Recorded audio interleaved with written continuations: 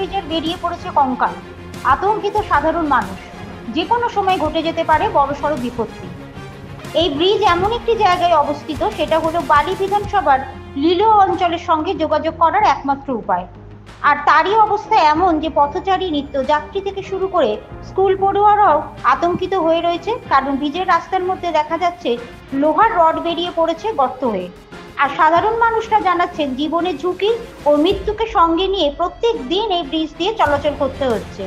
এই লিলুয়া অঞ্চল একটি ইন্ডাস্ট্রিয়াল এরিয়া, যে কারণে এই ব্রিজের উপর দিয়ে প্রচুর ওভারলোডের গাড়ি, বড় বড় লরি, বাস সবই যাতায়াত করে। কিন্তু সরকারের কোনো নজরদারি নেই এই ব্রিজ নিয়ে। যদিও ব্রিজের সংস্কারের দায়িত্ব যেমন পশ্চিমবঙ্গ সরকারের রয়েছে, তেমনি রয়েছে রেল কর্তৃপক্ষেরও। কারণ এই ওভারব্রিজটি রেল লাইনের ওপর দিয়ে গেছে, তাই দুই সরকারি ব্রিজটা দেখাশোনা করার দায়িত্ব রয়েছে। কিন্তু দুটো সরকারই নির্বিকার। এই নিয়ে হাওড়া সদর তৃণমূল কংগ্রেসের যুব সভাপতি কৈলাস মিশ্রকে জিজ্ঞাসা করা হয়, তখন তিনি জানান এই ব্রিজে দুটো পার্ট রয়েছে। একটা দেখাশোনার ও মেরামতি কাজের জন্য পিডব্লিউডি দায়ী, এবং মাঝখানের অংশটা রেল কর্তৃপক্ষ আন্ডারে পড়ে, এবং তার মেরামতি ও দেখভাল করার দায়িত্ব রেল কর্তৃপক্ষের। যে জায়গাটা দিয়ে ব্রিজের লোহার রডগুলি বেরিয়ে পড়েছে, সেই জায়গাটা রেলওয়ে কর্তৃপক্ষ আন্ডারে পড়ে, তাই এটার মেরামতি কাজও রেলওয়ে কর্তৃপক্ষকে করতে হবে। গতকাল কৈলাস মিশ্র আমাদের কাছ থেকে খবর পাওয়ার পরে পিডব্লিউডি আধিকারিকদের সঙ্গে যোগাযোগ করেন, এবং কিছুক্ষণের মধ্যেই আধিকারিকরা এসে পরিদর্শন করে যান। তারা জানান এই দুর্বিষহ অবস্থাকে ঠিক করার জন্য বহুবার রেল কর্তৃপক্ষকে চিঠি দেওয়া হয়েছে, কিন্তু তারা নির্বিকার, কোনো রকমভাবেই কোনো কিছু করছেন না। কবে এই ব্রিজ ঠিক হবে সেই দিকে তাকিয়ে আছে সাধারণ মানুষ। ক্যামেরায় রঞ্জিত পান্ডের সঙ্গে ঘুমুর মজুমদারের রিপোর্ট। একদম ব্রিজে কঙ্কাল হয়ে গেছে। আপনি বললাম তো, এটা আমাদের জন্য, লিলুয়াবাসীদের জন্য এটা ছোট মোটো ব্যাপার, ভেঙে পড়ে যেতে পারে। একদম নিয়ে যাওয়া আসা করছে। একদম দাদা, খুব কন্ডিশন খারাপ আমাদের। আপনি লিলুয়াতে যান, একজনও আপনাকে বলবে না কি খুব ভালো কন্ডিশন। আমাদের মাননীয় এমএলএ কোনোদিন আসে না দেখতে আমাদেরকে, লাস্ট 5 বছর ধরে উনি আসেননি। আমাদের একজনই আছে আমাদের পাশে, সে হচ্ছে কৈলাস মিশ্রা। সে সব সময় আমাদের পাশে দাঁড়িয়ে থাকেন, রাত 2টোর সময় হলেও ওনাকে ফোন করলে উনি আমাদের পাশে দাঁড়িয়ে থাকেন। এরা কোনো দিন কেউ আসে না দেখতে, লোক মরে গেলেও কেউ আসছে না দেখতে। হ্যাঁ, এটা যদি ভেঙে যায় কেউ যাতায়াত করতে পারবে না, কেউ যেতে পারবে না কোথাও। অনেকবার কমপ্লেন দেওয়া হয়েছে, কোনো কাজ হচ্ছে না তো লিলুয়া ব্রিজে। এটাই তো রাস্তা আমাদের একটাই, আর তো কোনো রাস্তা নেই। আপনি দেখতে পাচ্ছেন কন্ডিশন। গাফলতি কাকে বলবেন দাদা? এখানে অনেকজন আছে, আপনি কাকে বলেন? পিডব্লিউসি, যদি পিডব্লিউডি কাজ করছে না, তাহলে কেউ না কেউ বলছে কাজ করতে হবে না, ছেড়ে দাও। এটাই তো হচ্ছে ব্যাপার। বিধায়ক তো 5 বছর যখন থেকে জিতেছেন, কোনোদিন লিলুয়াতে আসেন না উনি। আপনি কাউকে জিজ্ঞেস করুন যে উনি লিলুয়া বাজার পার করেছেন কোনোদিন উনি আসেন না। আমি একটাই কথা বারবার বলছি, আমাদের পাশে যদি কেউ দাঁড়িয়ে থাকে, সে হচ্ছে কৈলাস মিশ্রা। সে সব সময় আমাদের পাশে দাঁড়িয়ে থাকে। রাত 2টোর সময় ফোন করলে ওনাকে কি দাদা এই অসুবিধা, উনি চলে আসেন, ওনার লোক চলে আসে। বা এমএলএ কোনো দিন আসেন না। কিছুদিন আগেও আমরা ওনাকে বলেছি রাস্তা ব্যাপারে, উনি বলছেন আমার কাছে টাকা নেই, আমি এখন কিছু করতে পারবো না, আপনি রেকর্ডিং করে নিন, যা করা করে নিন। আপনি দেখবেন ইউটিউবে হোক, আজ থেকে হোক, সব জায়গায় নিউজটা গেছে। ওই নিউজটা খেমকা স্কুলে যে আমরা কথা বলেছিলাম, কিন্তু উনি কোনো কথা বলেননি। অভিনব শর্মা। রাস্তা ভালো হোক, আর কি, রাস্তা ভালো হয়ে গেলেই তো অসুবিধা শেষ। রাস্তা হয়ে গেলেই তো টেনশন শেষ আমাদের। রাস্তাই তো হচ্ছে না। अभिनव शर्मा में पड़ती है। ब्रिज का अवस्था क्या है? ब्रिज का अवस्था बहुत ही खराब है दादा। प्रत्येक दिन लेकर के आते हैं। अभी छोटी वाली को लेकर आए हैं, अभी आधे घंटे बाद बड़ी वाली को लेकर के आएंगे। ये देखिए ऐसा रोड का कंडीशन है, ब्रिज का कंडीशन कोई रिपेयर नहीं हो रहा है। और ये आज से नहीं, पिछला 1 साल से हम लोग देख रहे हैं। और कभी कभी ऐसा लगता है कि एक्सीडेंट ना हो जाए।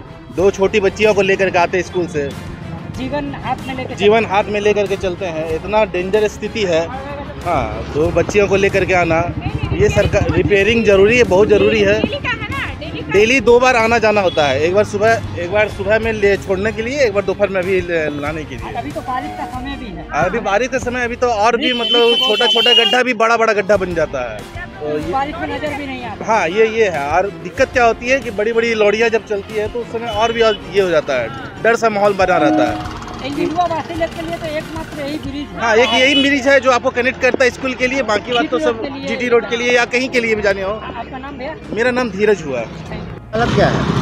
सबसे पहले मैं धन्यवाद दूंगा ट्रांसपोर्ट मिनिस्टर जिनका पुल है और जिनका रास्ता जो बनाने का अधिकारी हैं या नेता है, उनको बहुत बहुत धन्यवाद दूंगा। कम से कम दिल्ली 2 एक्शन तो होता ही है, इसलिए उनको ज़्यादा धन्यवाद दूंगा। ये हालत है, केंद्र सरकार का पैसा कहाँ गया और राज्य सरकार का पैसा कहाँ गया? इतना पैसा आता है वो कहाँ जाता है और रास्ता गड्ढा हो जाता है। अभी जो दिख रहा है इसका लोहा निकल गया, हाँ, कभी भी टूट सकता है। कभी भी एक्शन हो सकता होता है, कभी भी नहीं, बराबर एक्शन यहाँ होता ही है। इसका जिम्मेदारी है राज्य सरकार, मुख्यमंत्री ममता बनर्जी, इसका मुख्य दोषी है मुख्यमंत्री। जब उनके राज्य में ऐसा हाल है जनता का, तो बाकी जगह ये रास्ता तो नहीं है, ये ब्रिज रास्ता प्लस भी दोनों है ना, रास्ता और भी तो दोनों है ना। अगर ये ब्रिज जो हालत है कभी भी टूट सकता है, यहाँ से बहुत सैकड़ों आदमी मर सकता है, इसका राज्य सरकार जवाब देगी। नीचे से रेल भी जाता है। हाँ, दोनों ही तरफ मौत है, ऊपर भी मौत है और नीचे भी मौत है। मैंने खाई में नीचे गिरेंगे वहाँ भी मरेंगे और ऊपर भी मरेंगे। ये बहुत ही मैंने दुखद का घड़ी है। ये वाला रास्ता कितना दिन से चल ये जब से बना है वही हाल है, आया गया जो कमाया लेके चला गया, सो का खाली सो किया है तो हमने चालू कर दिया, सब चोरी किया है, टोटल आदमी सब चोर है। क्या चाहते हैं? सिस्टम जो है सरकार का वैसे चलना चाहिए, सबको सुविधा मिलना चाहिए। हम जनता है, जनता को सुविधा चाहिए। अगर सरकार जनता को नहीं सुविधा दे सकते तो सरकार को पदत्याग कर देना चाहिए। आपका नाम? राजमंगल। ऐसे सरकार को हमको दरकार नहीं है जहाँ जनता को असुविधा हो। কিভাবে এবং এই লিলুয়া ফ্লাইওভার যে আছে সেটা মানে দুটো পার্ট, একটা পার্ট হচ্ছে যে আমাদের পিডব্লিউডি মেনটেন করে, আর একটা পার্ট রেলের মেনটেনেন্স মধ্যে পড়ে।